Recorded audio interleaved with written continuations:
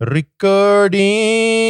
I hope this works because I'm recording direct to the roadcaster and I'm not recording on here. So, this is actually not, listeners, what I'm going to do, I'm going to play a song, but Dan will not be able to hear it. Neither will I, because I am currently on the road. Okay? But we're going to trust the magic of technology. Dan, this is a banger. So, I recently got sent an email. A group in Ghana, they basically did like a Punga sessions, but for Ghana, with some young Ghanaian acts, and whoo, does it have some heaters on it. So this is a song called Flower by The Continent Live with Unfounded and Cool Paul. So imagine you're hearing it right now, like, and it's a banger, like it's playing. I can see the levels. Yeah. Vibing. What? Oh my God. Yeah. Give me an air horn, Dan. Give me an air horn. Oh, snap. That's right. Gunshot. Bullet. Beautiful petals, you're my rose flower. When they want to break that boy, she say it don't matter. You give me bitter sweet feeling. You give me healing. I was making sweets, making no sour. It's like I've been here before. I've been to give you more, making no shut your door.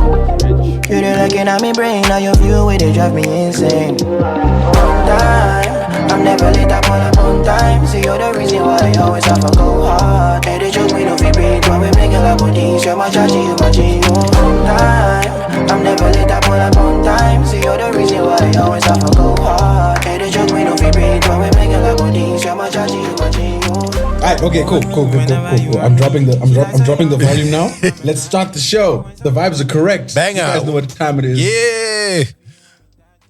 Yo, okay. Before I complain, let's just start the show. I need to give people. I need to give people a disclaimer because I'm reaching deep into the depths. Feel I've reached the rectum to look for the gusto that we're about to try and put on this show because.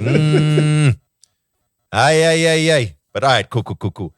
I'm sure you can. Can you hear this, Phil? Yes, Good to go. Great. All right, boys and girls, ladies and gentlemen, y'all. Good to go. Sound of the thing them. Get mad now. Let me hear a drum play.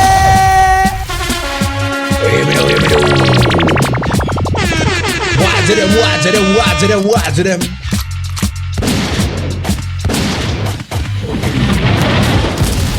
Our passports get stamps, but the podcast never get tramps. You know what I mean?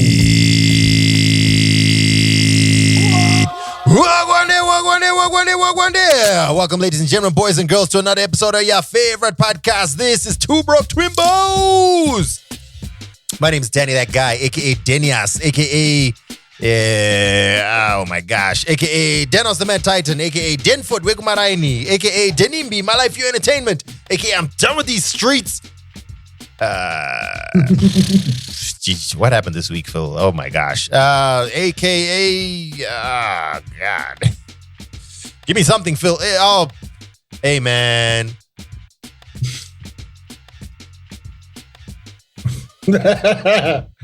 Dan, I've been in the bushes. Taking a 3-year overdue holiday. I finally feel like a human again. But anyway, he's one here with one old unmistakable, the irrefutable, the unquestionable, the straight out of a holiday bill, Phil Chard, aka Flynn Floss, the big boss, aka Pizza P, aka Phil on Musk, aka Filthy Phil, aka DJ Mkara, the end of course. Give me that bang, Dan. Okay. I have it here. It's just.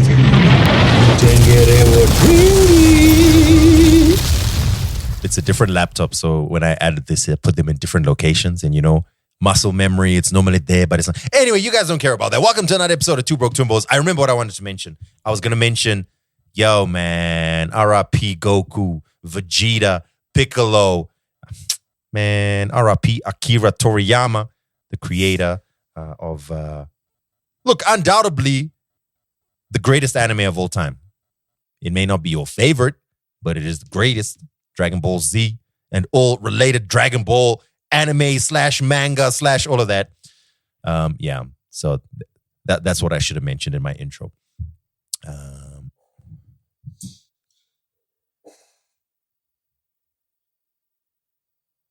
I think like one of the biggest gaps in my pop culture knowledge base is manga and anime.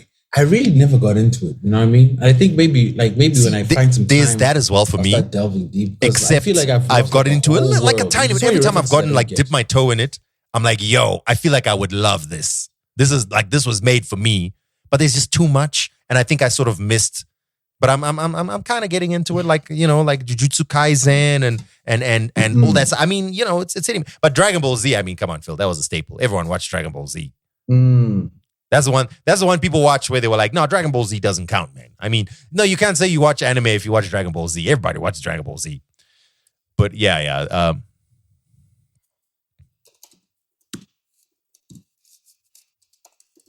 I kid you not. I think I watched. Well, the news came out this week that the creator of Dragon Ball. Well, let's say Dragon Ball because there's so many properties around the whole Dragon Ball Z franchise. By the name of Akira Toriyama, he died this week, aged 68. He created Dragon Ball back in the 1980s as a manga. It sold millions of copies worldwide and became one of the most famous manga until it also became one of the most famous TV shows of all time. Yeah, I mean, there's all kinds of stories about how influential that show was. But anyway, let's move on. Allow me to start before we even. Okay, no, let's do what we normally do, Phil, and then I'll complain. Let me start off with Africans doing it big / Zimbabweans doing it big. I got one of each. Want to give a big shout out to famous Zimbabwean Axel Jeffries, who's a Zimbabwean driver who has just joined the Iron Lynx team for the European Le Mans series this year. That's layman's. He's joined. Come on, learn how to read. Jeez Layman's. He's joined 2 other drivers to make up a 3-driver lineup, and he'll be competing at the European Le Mans series this year. Congratulations to him. It's a pretty big deal. So shout out to Zimbabwean, who's currently in the Le Mans driving series. That's pretty cool. Also want to give a big shout out to an African. Inclusive. And I mean, it's Women's History Month. You know what I'm saying? What about Levay? What about the Levay Racing Championship? Lernay also. I mean, there's so many. I think it would be Levay them. Yeah, but I mean, like, yeah. It also depends on what you choose, right? While we're on it, I want to give a shout out to Thames for triumphing at the 55th NAACP Image Awards for Outstanding International Song. She beat out a very varied group of artists, including Ashake, Burna Boy, Libianca, and Davido, clearly covering the whole of Africa. And Thames took the prize with Me and You for Outstanding International Song at the NAACP Awards. Maybe NAACP this will stop the Nigerians from crying about not winning a Grammy. They are still salty about that Grammy, bruh. You know the funniest one? I saw a tweet like this week, and I wanted to respond, and I was like, you know what, let me leave it. And they were like, it feels so messed up that a South African came out of nowhere and won a Grammy on the backs of the platforms that artists like Thames and Asake had been building. Blah, blah, blah. And I just wanted to ask one question. I was like, would you have this same level of cultural understanding if a Nigerian had won for a song called Amapiano? Yeah, there goes Phil caping for South Africa once again. Dan, where am I right now? They give you small. I know where my bread is buttered. Where am I right now? Okay, small visa, and now you want to jump in fights to defend South Africa. Your wife, what? Where's her passport from again? Sorry. No, I can defend South Africa. Listen, I'm trying to get citizenship. You. Anyway, so congratulations to Thames. Yeah. Okay, great. Now I want to complain. Listen, guys. Listen. The last 3 weeks have not been easy, but we have bent over backwards to give you episodes. And I know it's not ideal. It's not the perfect, which is me and Phil sitting down and having a great conversation about something that's going on, etc., etc. But you know what? We tied ourselves into knots. croissants. We are human croissants sitting over here. And when I was not around, Phil went, made a plan. When Phil was not around, I went and made a plan. And I appreciate those people who came out and they said, oh, that was pretty interesting, or that was cool. It was cool to have something different. But I think most people felt like, yeah, no, I mean, that's cool and everything, but we want the OG. And I get that. I just really want to like, the alternative was, Sha, we can't record this week. So would you prefer that we're just like, yo, sorry, we couldn't record this week? The other thing is, the episode is late this week. I mean, we did tell everyone that we were changing dates. Yo. It's on time for last year. I get. Do you really want us to say like, yo, we failed to give them exactly what they want, so they get nothing? Of course not. So we're doing our best. Right now, it's 10:15. We've both just come home after extremely long days. Yep. Phil is actually out of the country on holiday. Well, my holiday ended last week. I've been at work. Like right now, I've come from 2 sessions. I organized the listening session for Jordan. And then I had to go to an industry session, which I actually had to skip another session to come to the podcast. Tomorrow, I've got meetings bumper back to back to back to back. So, Dan, you know, here's another side note. I literally just left a cocktail that I was hosting. Wait, were you dressed like this? No. I was in a full thank tux. God. I changed while I was waiting for you to set up. Thank God. I was hosting the cocktail. Welcome everyone, have a good time. We got our DJ, get some drinks, and then I snuck out just to record the podcast. So this mini rant, it's not an attack on anyone or anything. I'm just trying to say like, yo, we're exhausted. I'm falling off my feet, but we're here for you, our valued listener. Just like we have some level of consistency. It's a little late. I know honestly, I'm not gonna have the gusto that I'm supposed to have. I already know. I can feel the drain right now. I feel it. But I'm fighting. I'm fighting my insides. It's a full-on Super Saiyan 3 battle going on in there right now. Dan is fighting his inside like he just had a week-old curry. You know what I mean? Like he had some sushi at a Dodger at a restaurant. Speaking of which, it's also been a very rough week because exactly what Phil has described happened to my missus as she was traveling. It's been a rough week. But anyway, nevertheless, you're not here to listen to my problems and you're not here to listen to Phil's problems. Phil, you were excited about something. Were you about to say something? Jog my memory, Dan, because you lost my train of thought. And now I'm trying to get us a guest on the show. Oh, yeah. But now they're like, wait, before I hop on, tell me about your podcast. Because, you know, they have now reached a certain level where they can't just be, you know, bandied. Send the link. I'm sending them their about link. Speaking of which, I'm also getting us another major guest in like a big one in the coming weeks. It's because I was talking to our mutual friend and then she was like, oh, well, let's chat later. And I was like, I'll be recording the podcast later. And she's like, oh, snap, you still have the podcast. Okay, I want to put a guest on your podcast. Do you want to interview I was like, I would love to interview him. He's like, all right, it's definite. I'm going to hit you up, Wayne. I've actually been bumping into a few people that listen to the podcast. So it's nice. You know, it's nice. What was I saying? Yeah. Let's do it. So you were talking about this listening show that you were at and you were like, oh, okay, cool. If you don't want to talk. I forget. Right, my brain. There's a couple of things I want to mention. So we don't officially have talking points. Our producer, he told me that he did them. I walked in on him typing them, but I don't see them. So I don't know what that means. Oh yeah. Then I think also we haven't paid him this month. Maybe that's why. Maybe it's like a silent project. Because I sent a bookkeeping message and you didn't respond to. I was like, yo, Dan, we've got some overheads this month. How are we allocating this? And you just left me quiet. Sorry, Philip. Okay. All right. You guys don't need to be listening to behind the scenes podcast business. You want to be listening to some top-notch commentary from 2 well-adjusted and insightful individuals. So let me get into it. Phil, I don't know if you caught last week's episode.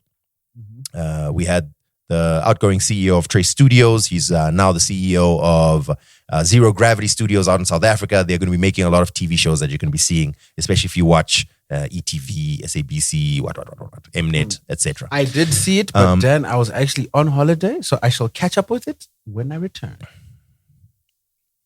No worries. But one of the things that we spoke about was the situation between TikTok and Universal Music.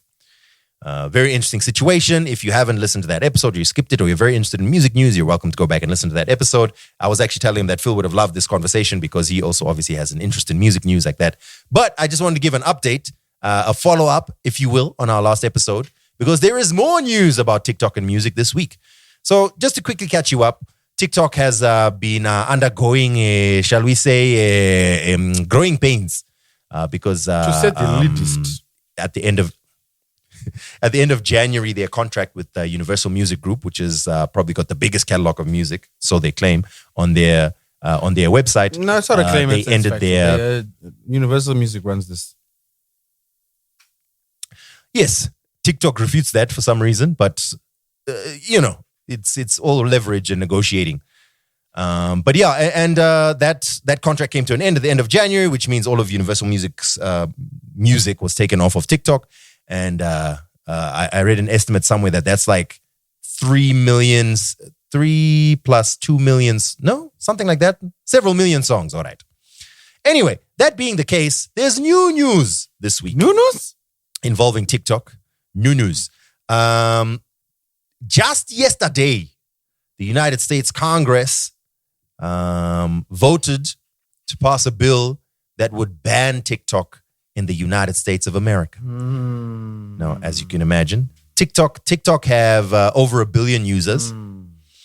170 million of those users are in America.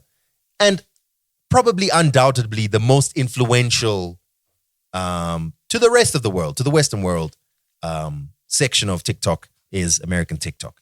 Obviously, Chinese TikTok is a whole other story. But yeah, the bill was passed. It's not yet officially law because it still has to go past the Senate. But Joe Biden, the president, says, if it comes on my desk, I'm signing it.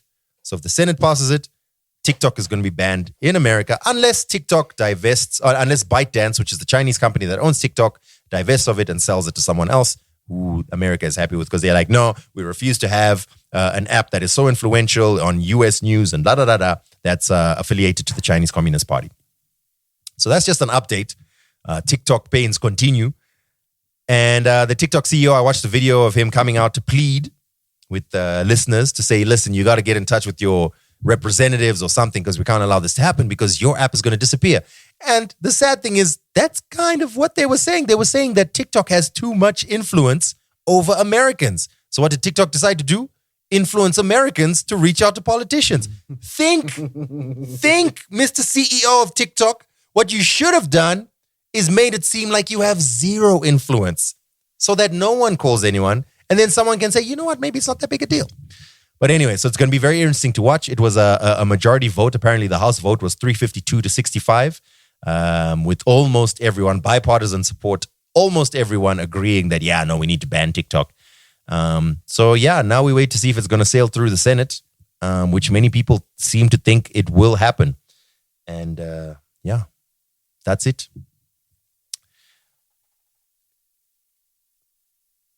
Okay. Dan, you just recited the news. What's your insights then? What do you think is going to happen? Like, are you worried?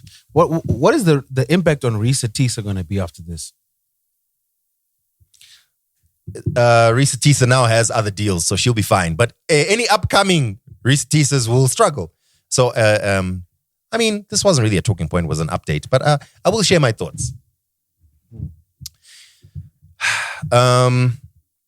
A government decides that a foreign app needs to completely lose all ownership. Okay. TikTok has over 1 billion users. Roughly 12% of the users of TikTok are American. And America feels that you need to sell, ByteDance need to sell TikTok to America for us to allow you to operate. Mm-hmm. Who do you think you are, man? Not only that, in fact, Dan, we've got some wonderful patrons in our Patreon group. Dan, there's a patron that shared a clip to Steve Mnuchin on CNBC. So if you saw that clip in our Patreon group, do you mind playing it? Sadly, I can't play it because obviously I didn't move with my apparatus. But there's one interesting clip there. It's actually one of the last messages in our Patreon group. Give that a play. I do have it, yes. All right. Let me play it. It's just, Because I think we're all trying to understand what's happening here, whether it should be banned, divested, or otherwise. And if it is divested, who may be a potential buyer? Well, when I was Treasury Secretary, I chaired CFIUS, and CFIUS approved, and I had President Trump sign an order that TikTok had to be sold. And I continue to believe that. So I think the legislation should pass. And I think it should be sold. I understand the technology. It's a great business, and I'm going to put together a group to buy TikTok. You're trying to buy TikTok? I am, because this should be owned by U.S. businesses. There's no way that the Chinese would ever let a U.S. company own something like this in China. You said, have you already put a group together? Yeah, well, I'm working You're on it. Exploring a group. I've spoken to a bunch of people, but who would be part of your group? I can't tell that to you now, but it would be a combination of investors. So there would be no one investor that controlled this. And the issue is all about the technology. This needs to be controlled by U.S. Let me ask you a very practical. Okay. Start with TikTok, because So I think we're all. that's Steve Mnuchin, the former Treasury Secretary, and staying on humanity. So just to clarify, and this is what I find amazing, right? So let's just remove the backstory and just deal with the facts at hand. We've got a former high-ranking government official stating that when they were in government, they influenced laws to force the sale of a company. They have now left government. Now, using the knowledge, relationships, and insights they gained in order to force the sale of that company, they have now put together a group that is going to buy said company. I don't know how they spell corruption in America, but maybe it's different than corruption in Africa. Because this sounds shady to me, Dan. I don't know. No, I think it's pretty straightforward. This is what I was explaining. A government says, for your app to operate in our country, we need to own it. What does that sound like? For your service to operate in our country, well, anyway. Let me not go too far down conversations. Dan, politics is circular. Everything is circular. It's circular. But yeah, anyway, that's the big update that's coming through from last week.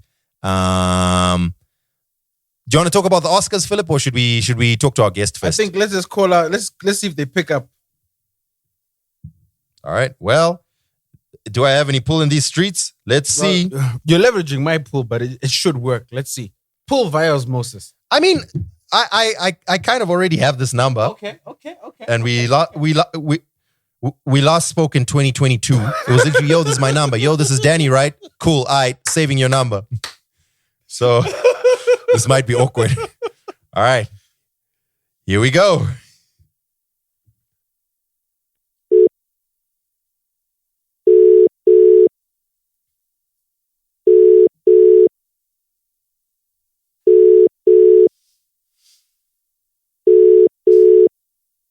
Oh, she just sent a message. Hey, Oh, snap. You meant today? 3 question marks?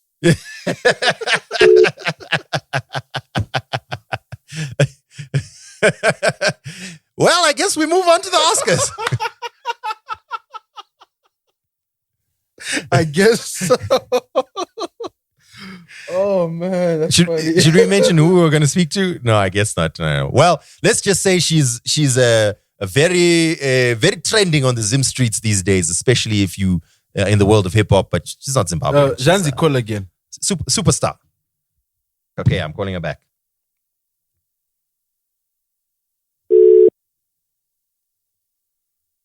Hello?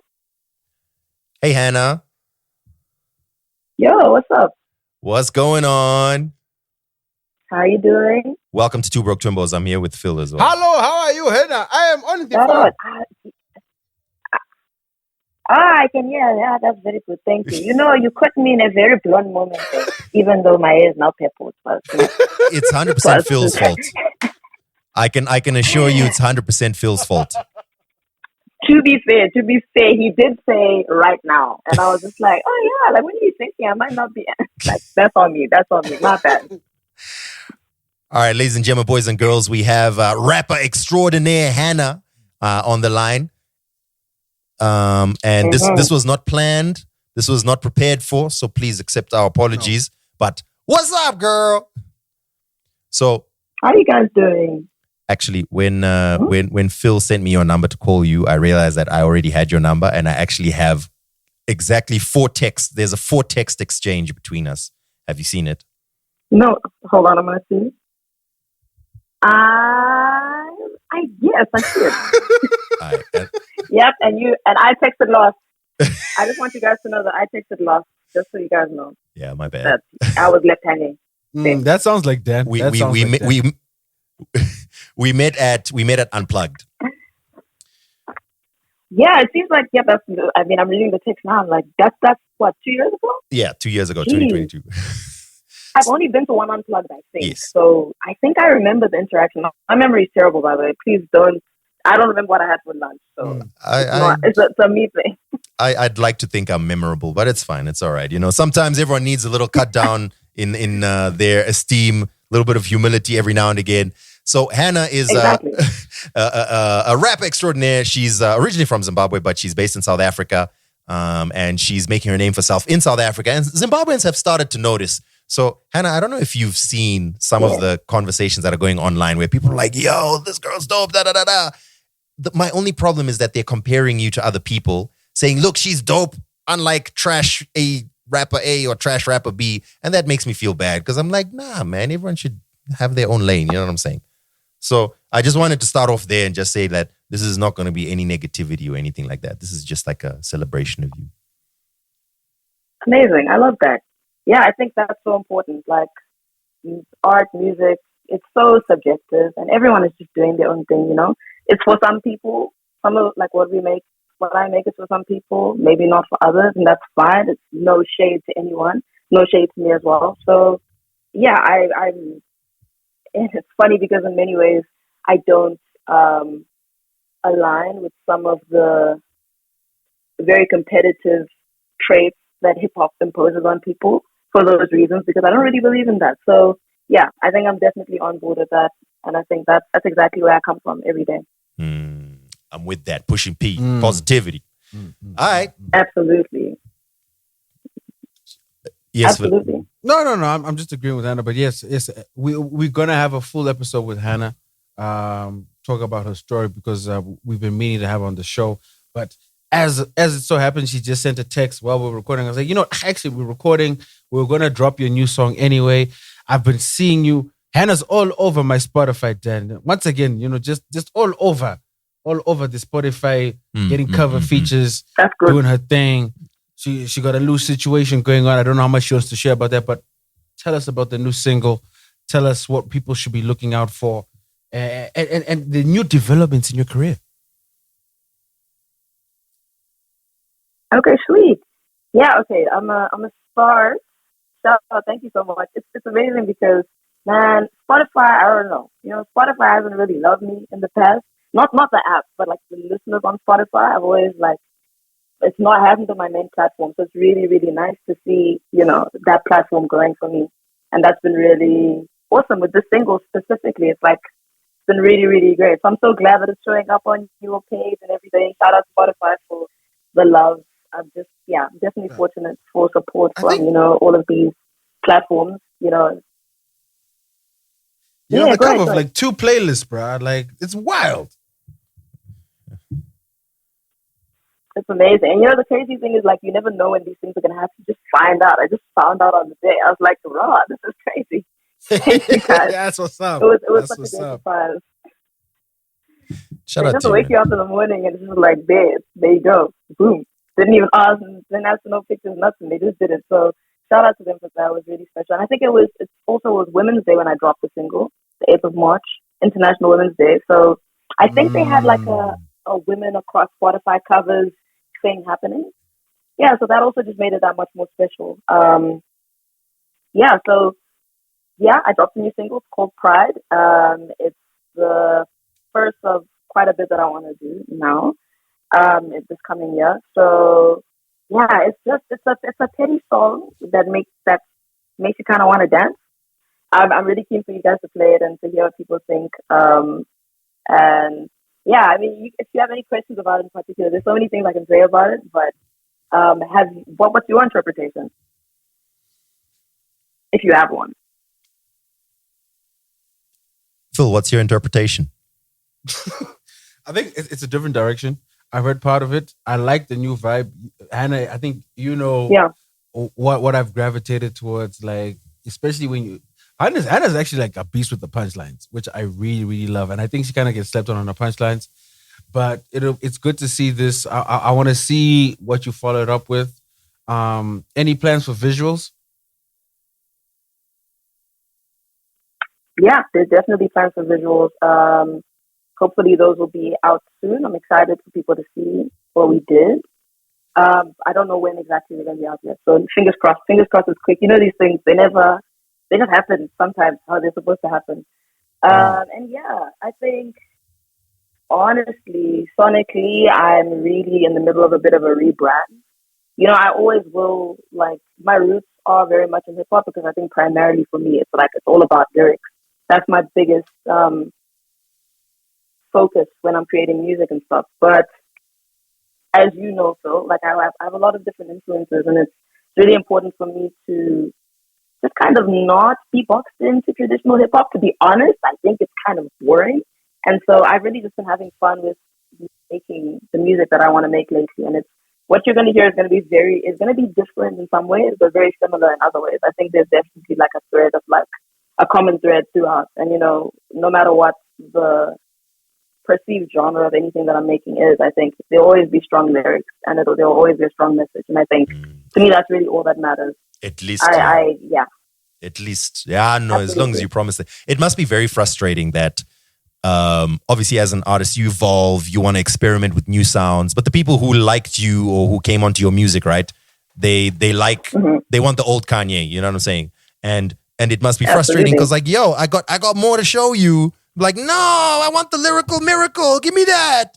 No, check this out. No, Absolutely. the bars I want. Yeah. So I mean, I won't lie. I had to tell myself that, no, Dan, it's okay. Let's hear what the new direction is. It's fine. It's all good.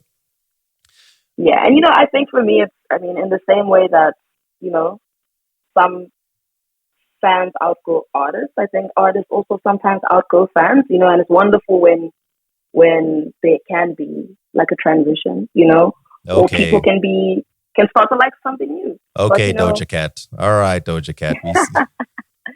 Hey, listen, don't even get me started on that. But yeah, no, I feel like, hey guys, it is what it is. And you know, honestly, the way that I came into music was I inherited a lot of labels, fans, listeners, you know, based on the people that supported me initially in my career. And I think a lot of that was projected onto me. And so, you know, I've just made my peace with wanting to, you know, go in the direction that I want to go in, and who comes with, you know, and if that's a fraction of the people, then that's okay too. You know, I can't hold it against anyone. Like you said, people like what they like. And I'm just hoping that people will, you know, enjoy this because it's good. It is good. So yeah, that's kind of where I'm coming from with this. I'm definitely keen for you guys to hear the rest of the stuff as well. I think it's really dope. What do you mean keen for us? Like, why haven't you sent me the link already? What's happening? Are we beefing, Anna? What's going on? Like, I don't understand. Yeah, we're definitely fighting. Did I not tell you? Actually, we should be fighting because I'm not gonna divulge too many details. But that last night that we went out, you know, I got a lot of angry phone calls the next day. Hey, Rena. That has nothing to do. We actually need to stop it up. That was a movie. Anyway. Yeah, Phil is right though. Phil is right though. We do need to have like a full-on episode where we actually hear your story and not just like a hey, what's up? Hey, absolutely. And I'm definitely keen for that. Now's the time, Philip, before we have to start talking to a publicist. You know what I'm saying? Word. Absolutely. Well, technically, you should be right now. But you know what? We've got the inside Exclusive. Yeah. Also, is this podcast live? Like, is it a live aired podcast or is it like a pre-recorded podcast? It's pre-recorded. Okay. That's so exciting. It's giving me shits and gigs vibes. I like it. I'm thinking if I like that comparison. I'm ruminating. It's playing around in my brain. It's a good one. It's a good one. I don't know. I'm still 50-50 on it, Phil. Mm-hmm. Anyway, okay, you know what? I'll take it. I'll take it. Hannah, first and foremost, let our listeners know where they can get hold of you on the socials. And then, Dan, if you can, let's cue up Pride. And then... Got it ready. Dope. Hannah, where can our listeners get a hold of you if they want to give us some feedback on the new single? Absolutely. You can find me everywhere across platforms. My handle is @TheRealNigist, NIGIST. You can find me anywhere. That's literally my handle everywhere. So please tap in. I've got a new broadcast channel on Instagram too. So there's a little family vibe going on. So please come through, join. And I can't wait to hear what people think. Very cool. Here's that new Hannah. It's called Pride. Every time I decide to swallow my pride, you remind me I shouldn't be nice. Every time I'm embarrassed, I treated you right. Got me clutching back onto my pride. So every time someone good comes into my life, you the reason that they gotta fight. Twice as hard just to break through the ice. And I know it's all mine. Working on my own time, healing on my own time. And I know you're all fine. Cause I took the fall, I hope you never call. I hope you're losing your mind. It's the least you could do. Yeah, I hope you're losing your mind. It's the least you could do. Pride is the only thing we got. Every time I let somebody treat me away, when it's just me and the egg on my face. Every time I run through all of the moments I caved, when I should've put you in your place. It's a shame, I feel stupid for giving you grace. Now I treat everybody the same, and you're rewarded for bringing me pain. And I know it's all mine. Working on my own time, healing on my own time. And I know you're all fine. Cause I took the fall, I hope you never call. I hope you're losing your mind. I really like the song. I can hear your It was dope. Lophonic doing a crazy remix to this. Shout out to Hannah. The song is called Pride. And shout out to her for answering the call as well. Philip, what do you want to talk Our name about? is cool. Let's Look, talk we come up in these streets Elon just Musk.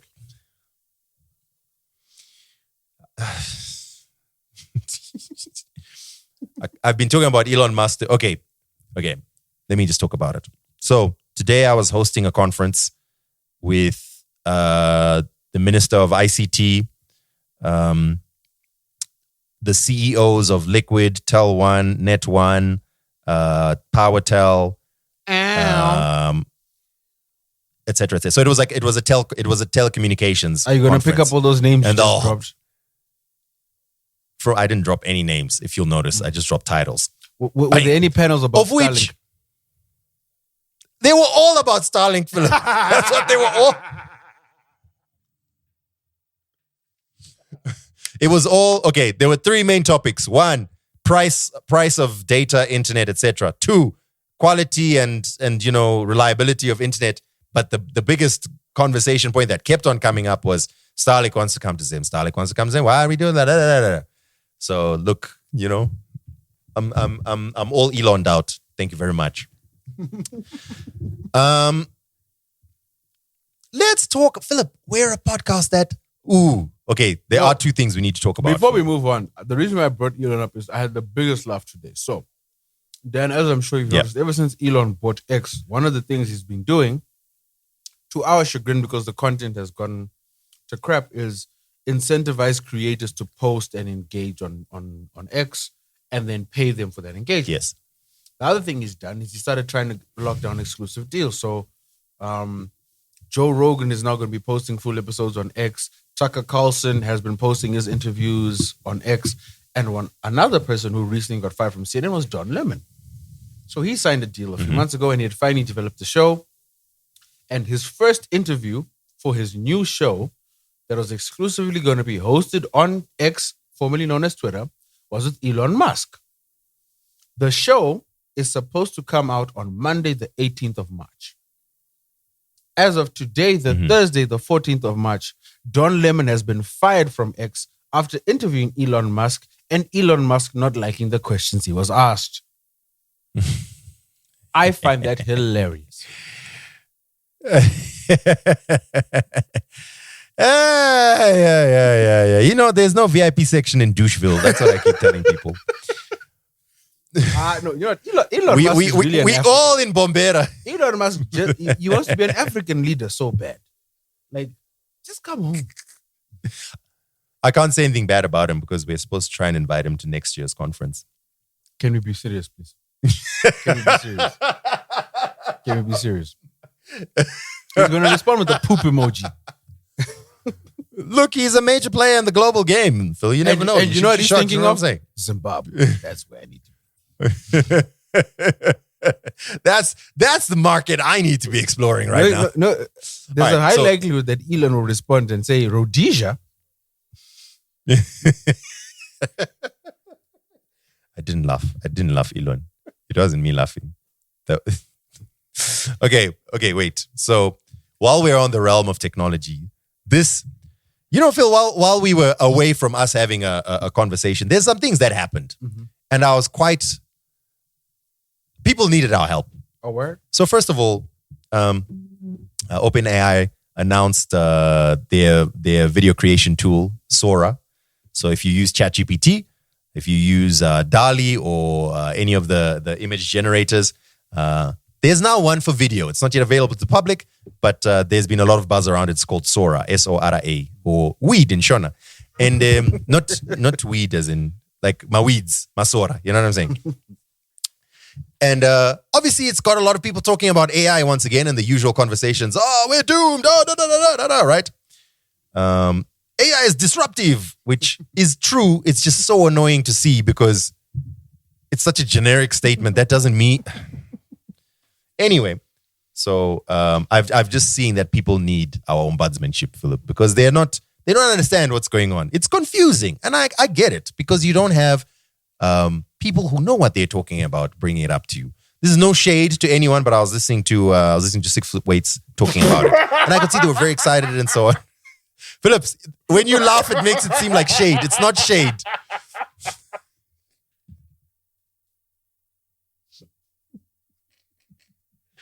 This is not shade. Philip, listen. Tabo Sena was up. Sena wasn't there. Tabo was there. He was talking about it with Nat. And as they were talking, they were like giving an overview. I was like, okay, cool. Overview. Let's hear. And then they went into discussion. And I could see that, okay, there's just a little bit of more information that we can add. You know what I'm saying, Philip? So I'm just going to take a few minutes. Philip, you made it sound like shade. It's not shade. I can't stop laughing. OpenAI is one of the most influential companies in technology at the moment. To quote 6 Foot Weights, very right. Sam Altman, the CEO, remember we spoke about him being summarily dismissed and then almost immediately brought back. There was that whole saga. Basically, his company, OpenAI, has been experimenting with a beta version of this video creation tool, and it's been very impressive. It's not perfect yet, obviously, but it is so good. And you would imagine that in the next few months, those little imperfections will get cleaned up more and more, that probably by 2025, it'll almost be impossible to tell whether something is an AI-generated video or if someone really took a video with their phone. So that obviously leads to conversations about, what does this mean for movies, for TV commercials? What does this mean for YouTube channels, et cetera, which are obviously very interesting conversations. We can speculate. I have some ideas as well about what it could potentially mean. But in my opinion, on the whole, the conversation seems to be leading very heavily in the direction of we are doomed because AI is taking over. AI is disruptive. AI is taking over. We are doomed, etc., etc. And people range from, oh no, what if we reach the singularity and all of a sudden artificial general intelligence comes into play and now AI is thinking for itself. Here's my personal opinion on that. And this is not backed by any science, just my opinion.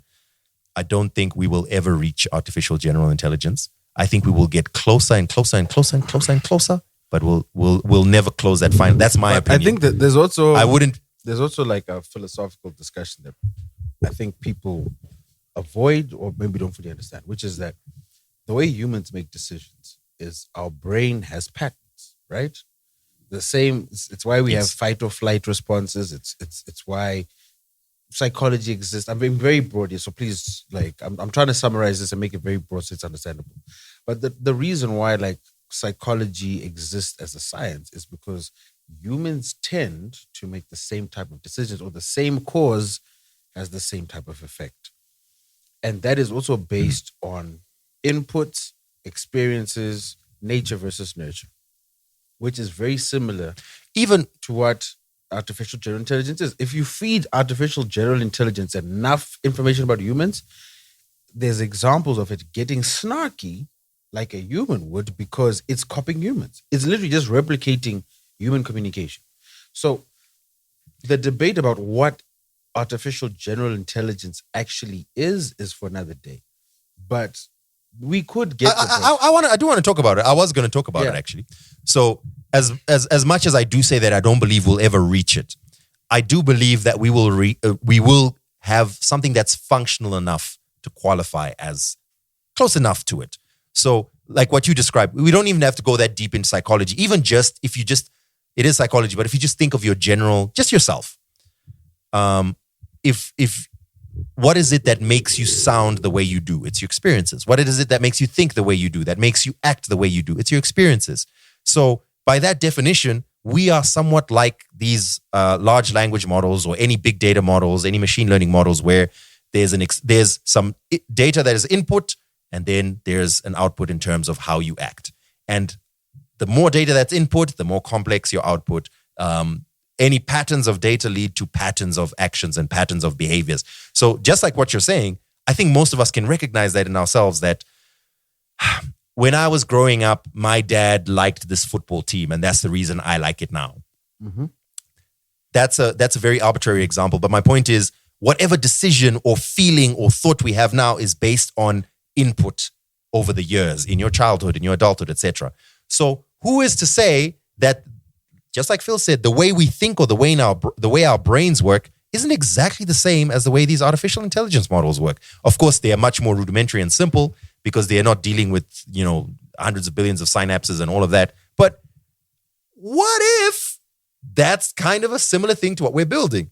I'm not completely closed off to that possibility. And I think I somewhat agree with you that to a certain extent, there is a level of simulated consciousness. But I also do believe that there's a je ne sais quoi, an unquantifiable, an undefinable variable that's over and above the simple matter of data equals output. I don't know what it is, and I don't know how to explain it. It's just when I try to put these ideas in my head, I'm like, yeah, that does kind of make sense. But I think there is something else. And maybe there isn't. Maybe that's just right human ego. I've also had that thought. My theory is this. So, as a podcast, for example, but as a society, but as a podcast, for example, we've been using Mid-Journey for a year now. The people that actually listen to the podcast, look at the artwork, will have noticed that we've been using AI to generate our artwork. It's become more detailed, more intricate, but it's a lot more fun. But guess what, Dan? Dan, do we still have a graphic designer? Yes. You see, his job was not threatened. Yes, maybe his billable hours were somewhat reduced, but his job was not threatened because there's a certain level of skill and expertise and knowledge that he has that you simply cannot get from artificial general intelligence and creation tools. And the same holds true for anything else. And that's because humans, skilled humans and in their fields, have a creativity that artificial and general intelligence at this point, and maybe for a very long time in the future, simply cannot replicate. What it is good at is understanding systems, understanding historical data, and analyzing that.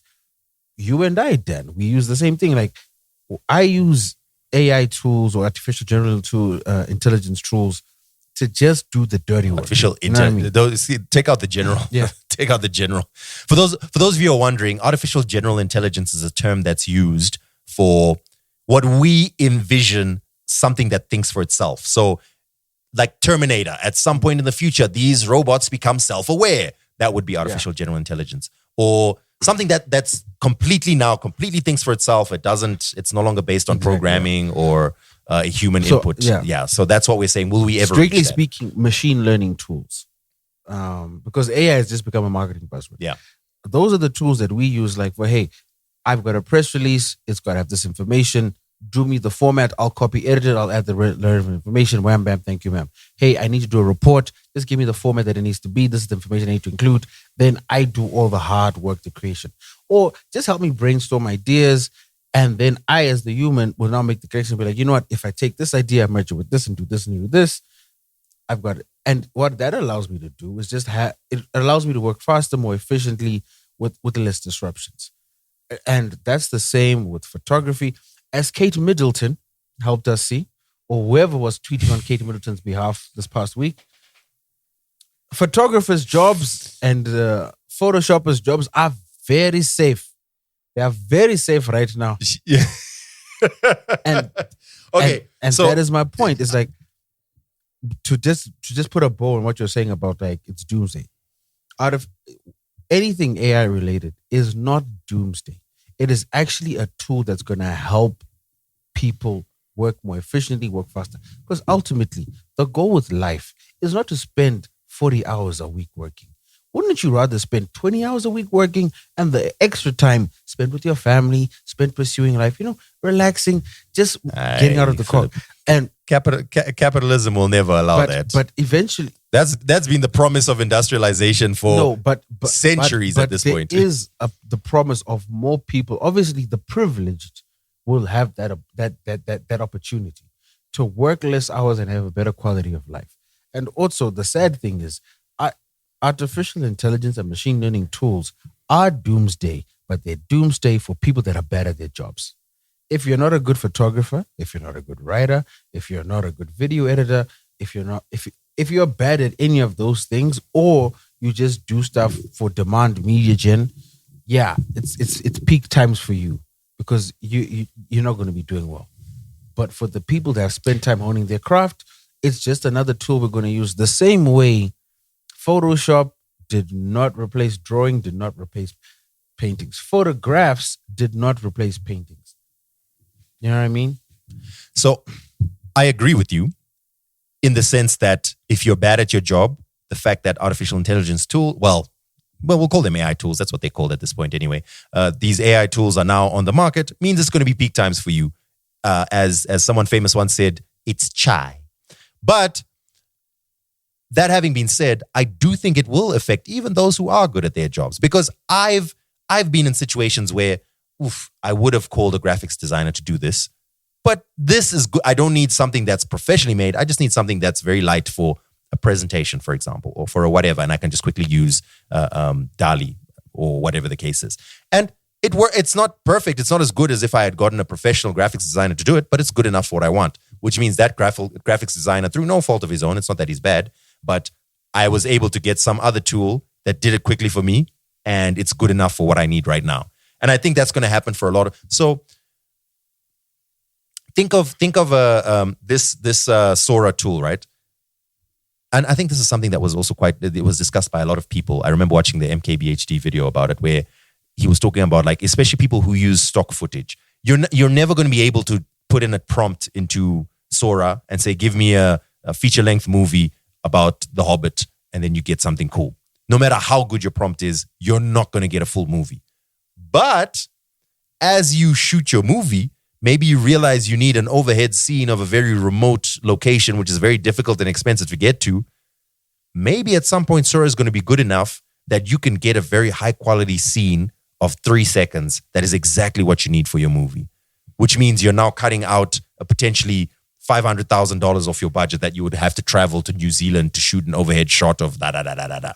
Or maybe it'll cut out a couple of $100 from your budget of buying already existing stock footage. Now you're just paying a regular subscription to Sora and you can get that stock footage for your movie or for your commercial. I don't think you'll ever be able to do a full 30-second commercial, but when you're shooting your commercial, maybe you just need to shoot one scene and then you can get all the B-roll footage, you can probably start at some point, not now obviously, but at some point you might be able to do that with Sora. So that will cut down on certain people's budgets. It might cut down entirely on certain people who have specialized in making that kind of content. There's some people who have high quality photographs of the best, or little videos of very unique different things. And that's their whole business model, because I know you need this, I can get it for you. Well, now Sora can get it for me. So that having been said, I think that if you're bad at your job, AI is probably going to be a problem for you. Also, if you are unable to use those tools, then you are also going to struggle in that way. And we don't know exactly what's going to happen down the line, but one thing I'm fairly confident of is capitalism is not going to allow for the average person to work less. When the assembly line in a factory for cars was done by hand, and now that the majority of it is automated, still, I think either you're going to lose your job. I think no. There's two things. Capitalism is built to optimize for efficiency, right? So reduce overheads, increase profitability. So already people are working less because people are being hired less. We discussed what's happening in Sports Illustrated. That reporters are being fired en masse and they're using ChatGPT to generate new stories and articles because it's cheaper. Yes. So is your argument that if you're fired, that means you can work less and spend time with your family? No. Your argument is capitalism will not allow you to work less. What I'm saying is capitalism will optimize for expenditure. So if expense, this is what's going to happen. If less expense equals less employees, they will optimize for that. If there's a way for them to increase employees and still reduce expenditure, they'll optimize for that. But in this scenario, the most likely example and the most likely scenario is that they're going to increase or rather reduce the workforce to increase profitability and use tools to cover the gaps. So will a person be working more or less? The people that still have jobs will ideally be working more and more mundane jobs because they're now just copy editing what the machine has spat out. So what's going to happen is if it took 50 people to make a Ford in 1950, and then automation came in and robots came in and whatever, and capitalism capitalizes, and now it takes 20 people to make it, it means 30 are fired and those 20 are still working just as hard, if not harder, to achieve. And now in comes AI. So those 20 are cut down to 10. So what it means is those 10 are still working the same amount of work. It's not like you can now spend more time with your family. You're now earning more. You're now relaxing. No, you're working just as... Those other 40 who lost their jobs are now in poverty. But you're missing the other point I'm mentioning, Dennis. You've just mentioned the working class. Yes, the working class are tight. But the managerial and upper class, nah. Because I have the resources, I have the means. I am not going to be working harder. I can just maximize my profitability. So not the managerial, that's like the owners.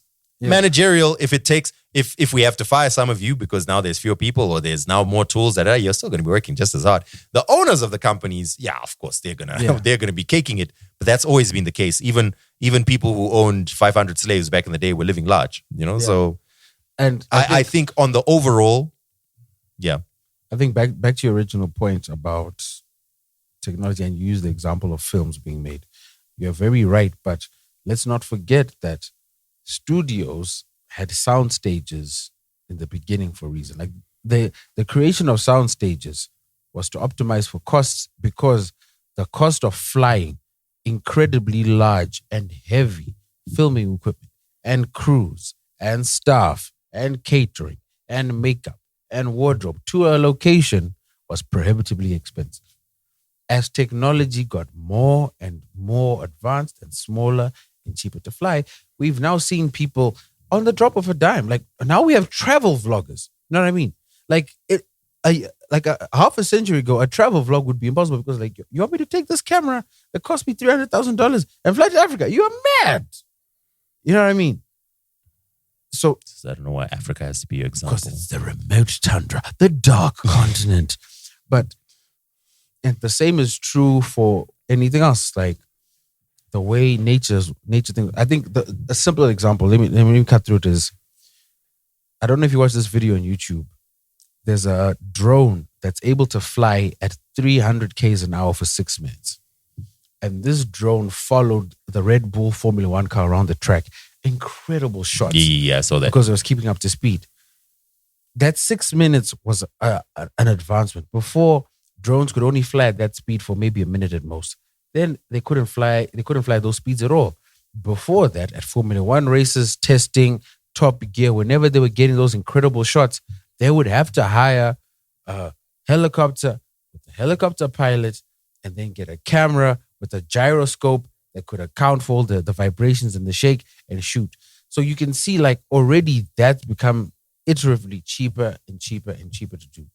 So the people that make stock footage, yes, your business is no longer viable, but it's necessitated by technology that things that were viable before become obsolete with time.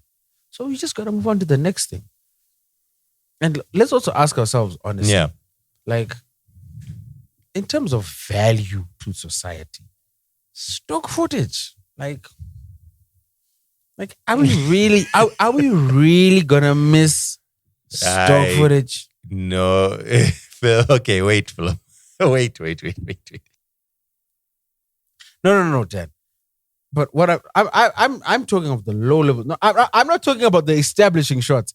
You know, like when those movies have locations, then they have like an establishing shot of London. I'm talking about SNL. Yes, London. SNL, where they're trying to show. Obviously, it's all in studio, right? But they're trying to make it seem like, it's a school, and then there's an establishing shot of a school. That's all stock footage, man. Where would we be? Yeah, and I'm saying, Dan, at the end of the day, like, what is the real cost to society? Like, what is, you know what I mean? Like, this is just like saying when DALL-E and all these other image generators came out. I was like, I mean, photographers. I mean, let's be real. I mean, we all have phones. I think, Philip, you see, you need people.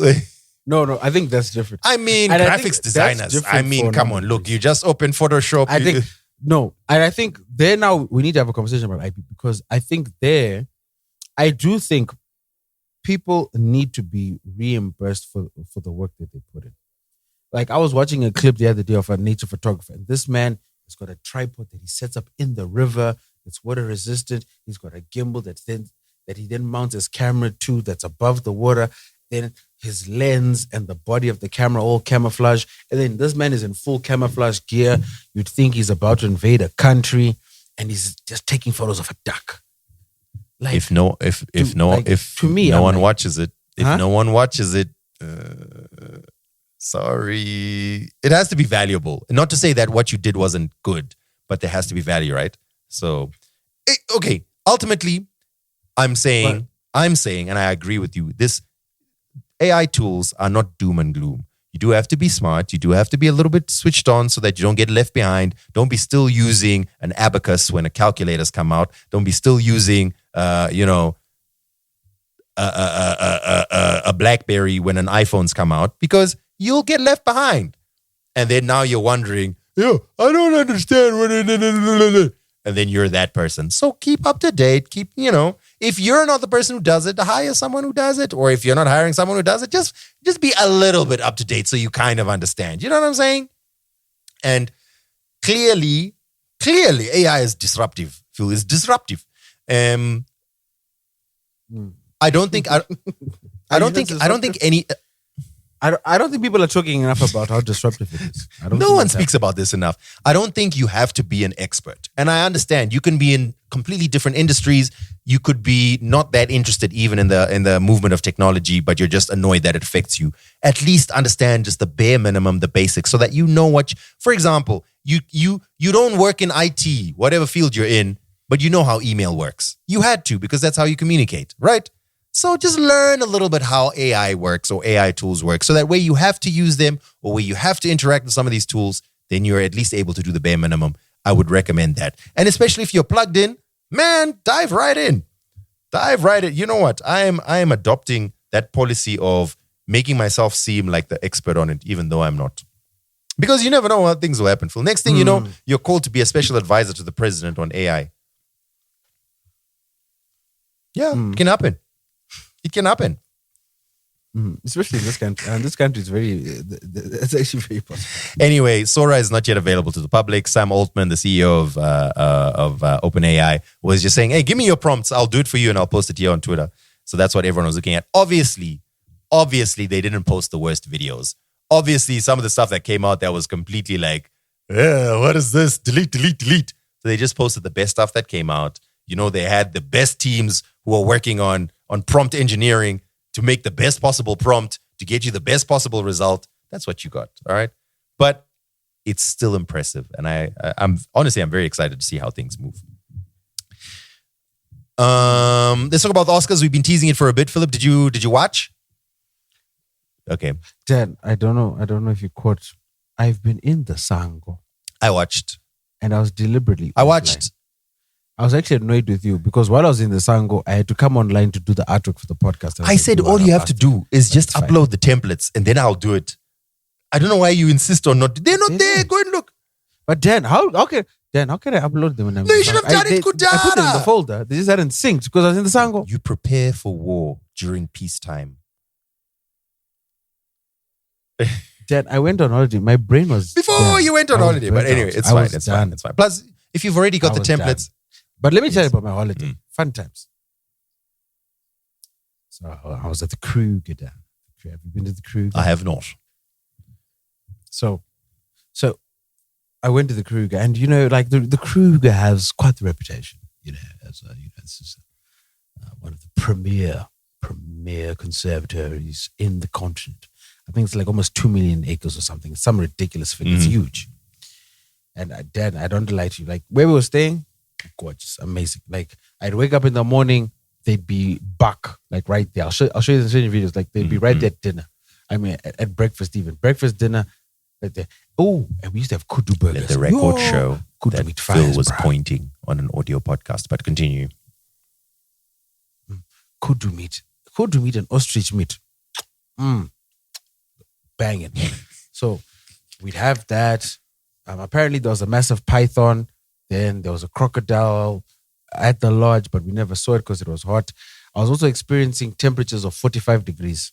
Lovely. Dan, have you ever experienced a dry 45? Yes. In Dubai. On the airplane. It was a dry 45 on the tarmac coming from the plane to the airport. It was a very short distance and it felt like a punch. The heat felt like a punch. I remember that. And I checked the temperature and it was 45. 40 something. Can't remember the exact figure. Yeah, so that was just a brief stroll. I'm talking about you wake up, Dad, and it's 30. Look, that's your choice. It sounds like a choice. It's 37 at lunchtime. At 4 p.m. it's 45. You're like, what the heck is going on? Yo, but besides that, I actually had a great time. Got to detach, got to relax. I feel much better. I feel cogent. I feel like I'm ready to take on 2024. But back to Kruger. Kruger's posited as this amazing sanctuary, wildlife, and I don't like. So I had to wake up at 4 o'clock. Then there's a game drive. You leave at 4 a.m. They're like, you've got to get there early because it's too hot. You want to catch nature and its environment. Get there, take a long drive, pay so much money has to be paid. There's a whole queue, everything. We were on this game drive for like 5, 6 hours, 7 hours, I think it was. We saw 2 elephants. So 2 lions that had just killed a buffalo. We saw a carcass that was maybe eaten by a leopard, but the leopard was nowhere to be found. People were camping out waiting for this leopard to come back. This leopard was gone. And we saw warthogs. And all I could think about was, yo, I could have seen everything you guys just showed me at Mukuwisi for $5. In like 15 minutes. Like I could have just Let's gone go to the Lion and Cheetah Park. opposite Jaggers. Go to Lion and Cheetah Park. I could have gone there. Bam. Oh, what's that one called? For Oh my goodness, I forgot what it's called. I forgot what it's called, but I know the one you're talking about. yeah, that one. Huh? I could have gone to Wange. Everything plus more. Wange, you go to bed. The elephant is by your window. It's there by your window. You give it an apple. There you go, buddy. Right. I remember going to Mana what I mean? Pools. We were having a braai, and just outside the range of the light from the fire of the braai, the hyenas were waiting for us to throw bones from them, from the meat we were cooking. It doesn't sound safe at all. You're very right. I kept asking, guys, are we safe? This doesn't feel safe. And we're like, yeah, we do this all the time. It's fine. I was like, it's just that I can see the hyenas. They're like right there. Should we maybe go indoors? No, Yeah, it's and fine. there's no fence. There's no fence. Like these hyenas ain't got a leash or Full-grown nothing. hyenas just outside the firelight at Mana Pools. They're like, no, this is a unique game park, where the animals roam free with the humans. It's fine. Well, I'm still alive, but I didn't feel comfortable with it.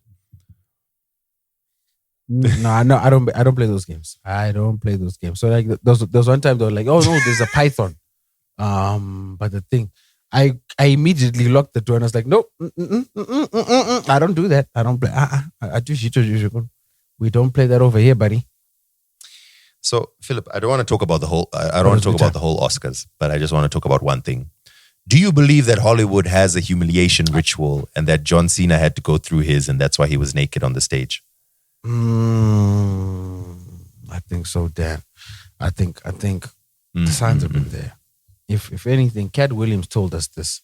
This is the year of truth, and it's now being exposed. This humiliation ritual, because with the black man, you've got to wear the dress. The white man, you've got to pretend to show your pee-pee. It's facts. It's science. Think about it. Also, that board is really small. Oh, he's just really big. Pause. I mean, as his body size. His body size is what I mean. Wait, what? What? Wait. So, I mean, I saw the clips circulating beforehand, right? And then I was like, this looks I don't like this. But when I watched the full show, Didn't feel right.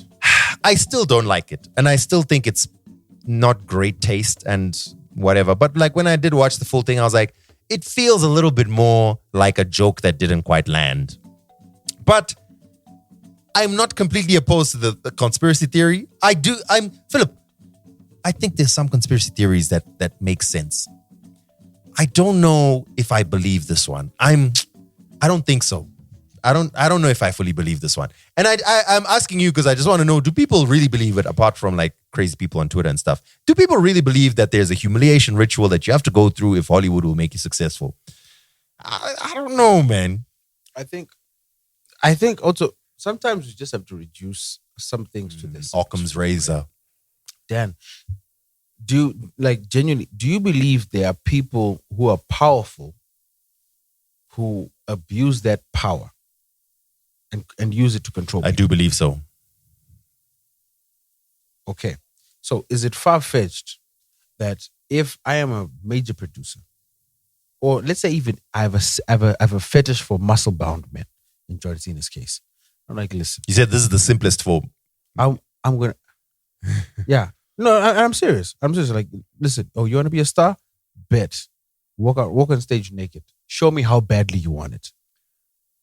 And then John Cena walks on stage naked. It's crazy. Like, I made you work out naked. Like, you're my bitch now. Anyway, here are your movie roles. Is that possible? I don't think it's impossible. I do think it's possible, but I don't think it's probable. I wouldn't, if news came out that this is actually what happened, I wouldn't be completely surprised. But as it stands now, I feel like it's less likely than Jimmy Kimmel and John Cena and the writing team was sitting down and like, what would be funny? Imagine if you're doing the announcement for best costume and you're actually wearing nothing. That would be hilarious. Would you do it? Nah, man, I don't know. I don't think that. It's like, no, but think about it.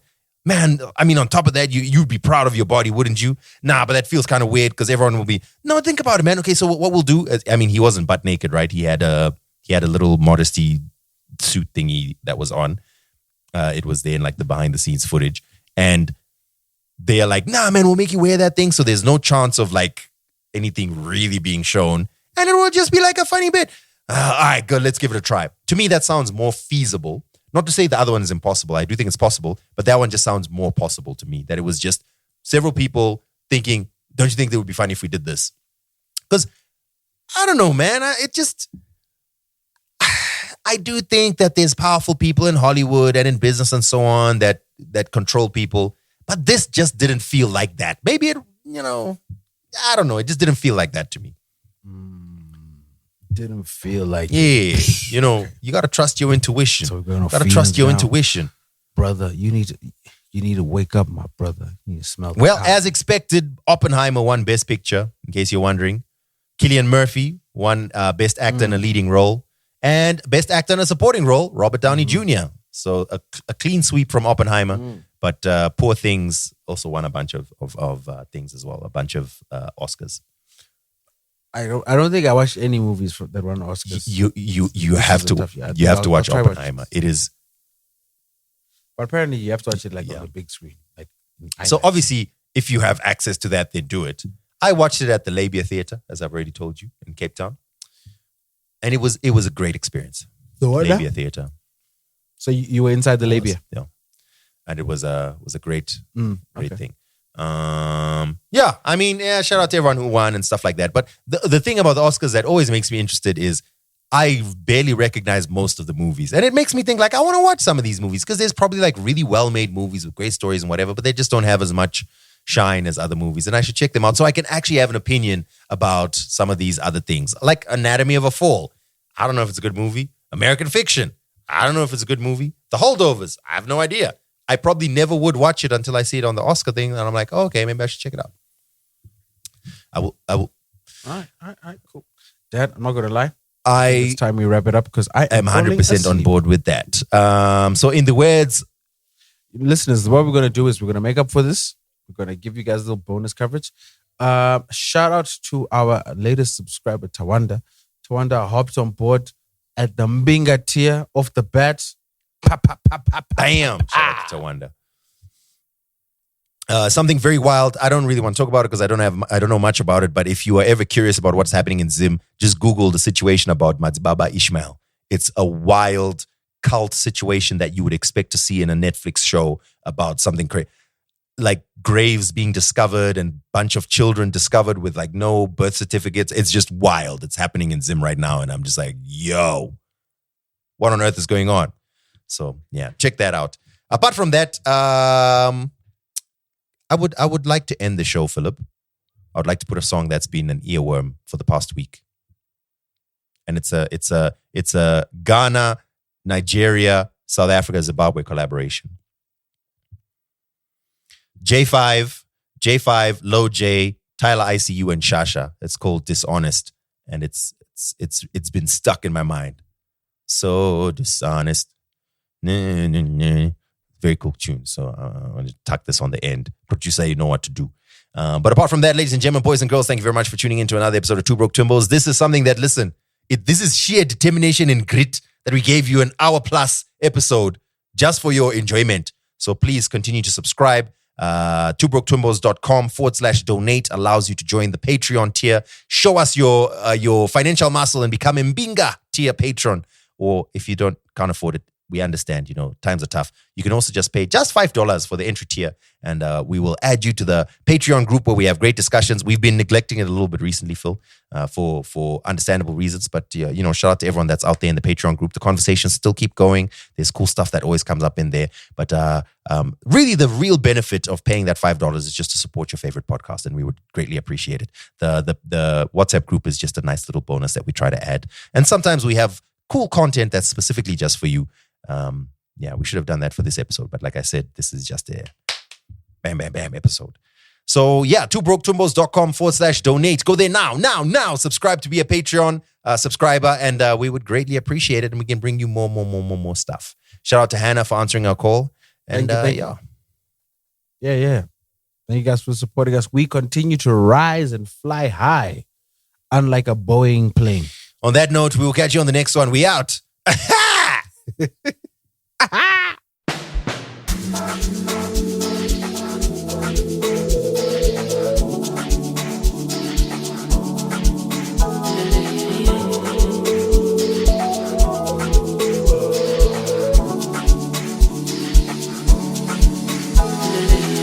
been singing hallelujah. I put all my prayers in your holy altar. Like you look, hanging on forever after. But you only wanna be a paper chaser. And I want to look, driving through the field of grace now. Heaven send me fire, cause I'm fighting Satan. In my heart alone. Living like my morning tears don't be the same. And the tears they pouring down like ocean waves. Girl, I reassure you I'll still sing your name. I know, you're so dishonest. I'm rich and jealous. We know it's obvious. We love regardless. I'll be your home, I'll be your home, you be my phone, darling. I'll be your solo, darling. You're so dishonest.